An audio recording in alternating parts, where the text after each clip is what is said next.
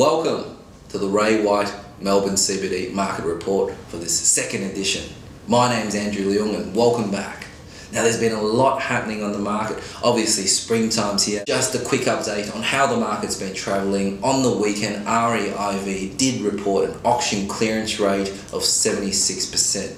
Now the main thing that I want you to pick out that we've noticed here is more than 20% of all the auctions that were sold prior to auction, which generally tells you that the market is very, very good at the moment and buyers are obviously trying to take properties off the market before the competition comes into the market space. Another fantastic result is the Ray White Victoria General Material. Our main auctioneer also reported out of the 63 auctions held by Ray White Victoria, we sold 81% of them. So we're doing fantastic over the board. And on the new apartment front, as mentioned, we'll be certainly keeping you well informed on what's happening in the construction space in the inner city of Melbourne.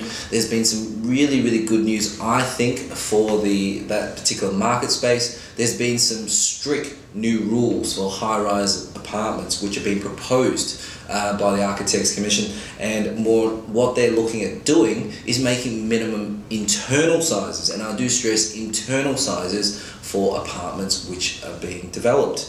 One bedrooms being no less than 50 square meters is something which we come across many times again through the banking.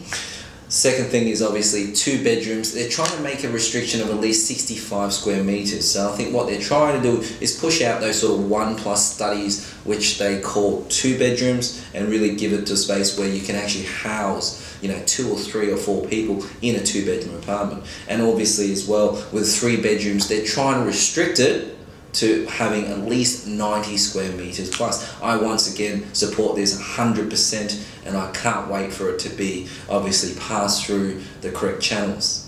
In terms of pricing in the city of Melbourne, there's been some great results that's been happening all across town.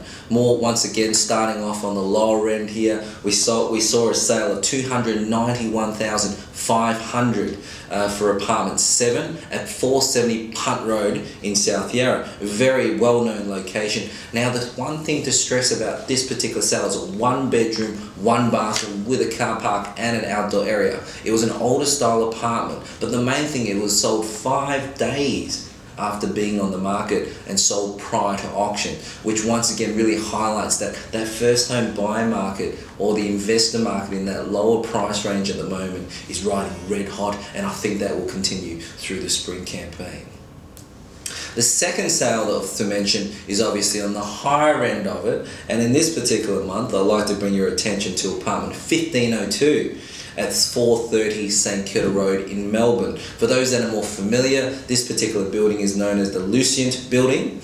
It is a very modern, architecturally designed. For those that are familiar with it, when you're driving down St Kilda Road, it's the building that's a bit arced and provides, I reckon, one of the best looking buildings in the Golden Mile. Now this was a 3-bedroom, 3-bathroom, 2-car park apartment, and it's sold very well at $2.3 million, which is a higher end of the market, which we're actually seeing a lot of demand at the moment.